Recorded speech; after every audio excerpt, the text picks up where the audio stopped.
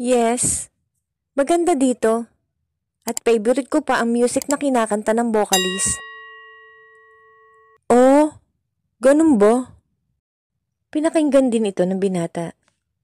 At narinig nitong ang kanta ay kanta ng trademark na Only Love Can Say.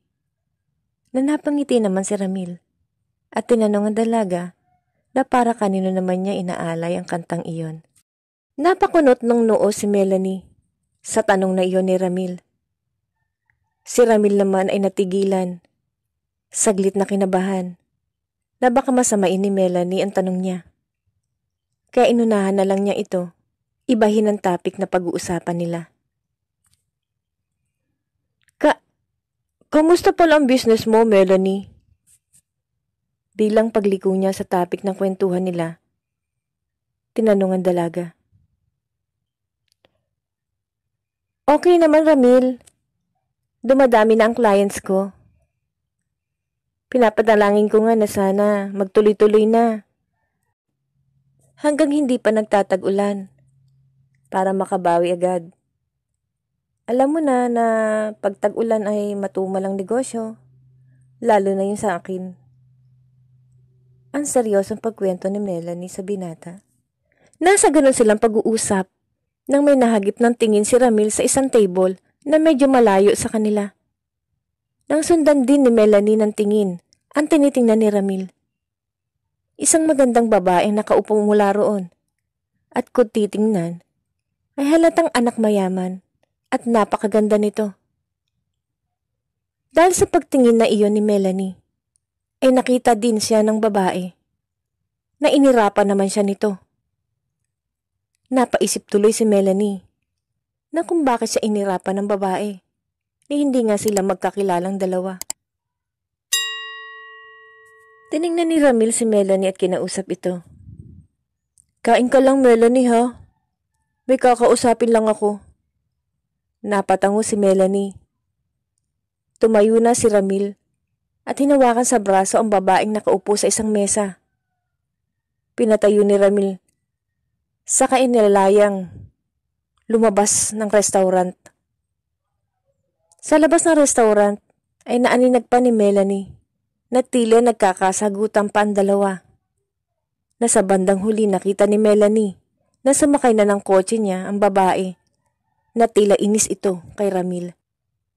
Maya-maya ay nakita na niya si Ramil na nag-aayos ng kanyang damit bago lumapit sa kanya. Melanie, I'm sorry kung napag-intay kita. Okay lang ako, Ramil. Ang mahinang sagot ni Melanie sa binata. Gusto sanang itanong ni Melanie kung sino ang babaeng kausap niya kanina. Ngunit hindi na lang niya yun itinanong. Dahil baka masabi nitong girlfriend niya, ay malungkot siya. Simula kasi na sinagip siya ng binata mula sa pagkalunod, ay tila may nararamdaman na siyang espesyal sa lalaki. Kaya nangayain siya nito na mag-dinner sila ngayon, ay naghalong emosyon ng kanyang nararamdaman. Sweet kasi si Ramil, at maaalalahanin sa kanya. Kaya tila napapalapit na talaga ang loob niya sa lalaki. Namagaya na si Ramil na ihatid siya sa kanilang bahay. Tumayo si Melanie. Hinawakan pa ni Ramil ang kanyang kamay bilang pag-alalay sa kanya. Na inalahad naman niya ang kamay niya dito. Hanggang sa sasakyan ay muli siyang inalalayan nito.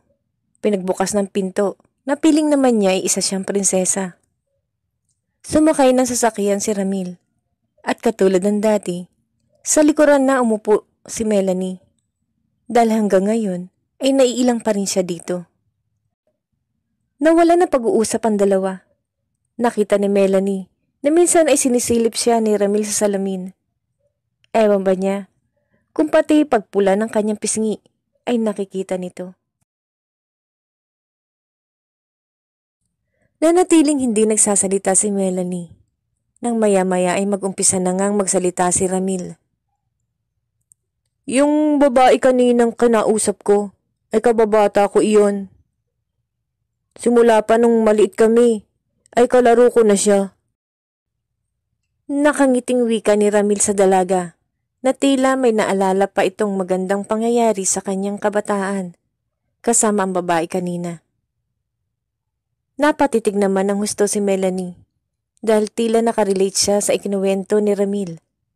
Pero gusto niyang marinig naman ang kwento ng dalawa, magkababata. Hanggang ngayon nga ay laging nakasunod sa akin si Sophia, kaya naiinis ako. Alam niya namang busy ako sa work. Sabay napailing at napangiti si Ramil. Gusto pa sana niyang makarinig at dugtungan ang kinikwento ni Ramil tungkol sa kanyang kababata. Ngunit hindi na ito nagkwento pa. Napatingin sa labas ng bintana ng kotse si Melanie dahil naalala niya rin ang kanyang kababata na si Jake. Napaisip tuloy si Melanie na buti pa si Ramil at ang kababata nitong si Sophia ay hindi nag-iwanan. Samantalang ang Kuya Jake niya. Pinutol na lamang ni Melanie ang isiping iyon dahil sa isang patak ng luha na dumali sa kanyang pisngi mula sa kanyang mga mata. Natila nagulat pa si Melanie dahil mula sa unahang upuan ni Ramil ay pinahid ito. Nakahinto na pala sila nang hindi niya namamalayan. Anong nangyayari sa'yo, Melanie? May problema ba? Sabay yakap ni Ramil sa dalaga na doon na lubusang tumulo ang mga luha ni Melanie na kanina niya pa pinipigilan. Inilabas ang sama ng loob sa kanyang Kuya Jake sa pag-iwan sa kanya nito.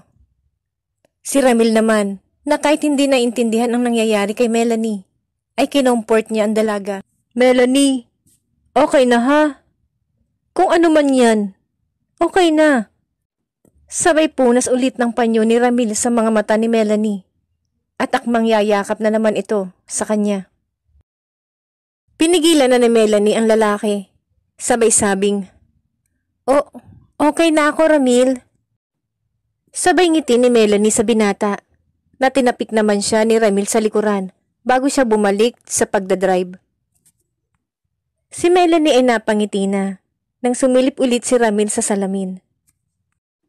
Sabay kindat pa nito sa kanya na pinamulahan naman ng kanyang pisngi. Nang nasa tapat na ng bahay nila ang kotse, ay binuksan iyon ni Ramil at inilalayan siya ulit na bumaba. Na siya namang nagpasalamat si Melanie sa binata, na ang binata naman ay kinindatan pa siya bago umalis. Nang nasa pinto na si Melanie at kakatok na sana siya, nang biglang bumukas ang pinto at nakita niyang nakangiti ang mga magulang at sabay nagsabi pa sa kanya ng "Uy!" na kinakantsawan siya ng mga ito. "Oh, ma, pa, ayan na naman kayo. Kaibigan ko lang si Ramil po ha." Sabay pinamulahan na naman ng pisngi si Melanie. "Oh, saan pala pupunta yun anak?" Sabay tawa ng mga magulang nito. "Ah, basta ma pa. Kaibigan ko lang si Ramil." Sabay takbo ni Melanie sa kanyang kwarto at nilak iyon. Nagmamadaling humiga sa kanyang kama at nakatihayang nakahiga. Na nakatitig sa kisame na tila larawan ng mukha ni Ramil ang kanyang nakikita na nakangiti pa ito sa kanya. Napapikit si Melanie at napangiti at inisip na kapag nanligaw sa kanya ang binata, ay sasagutin niya ba ito? Napapalapit na ng husto ang loob ni Melanie kay Ramil. Sa tingin niyo, na kung puspusang manliligaw si Ramil kay Melanie, ay sasagutin na kaya siya ng dalaga?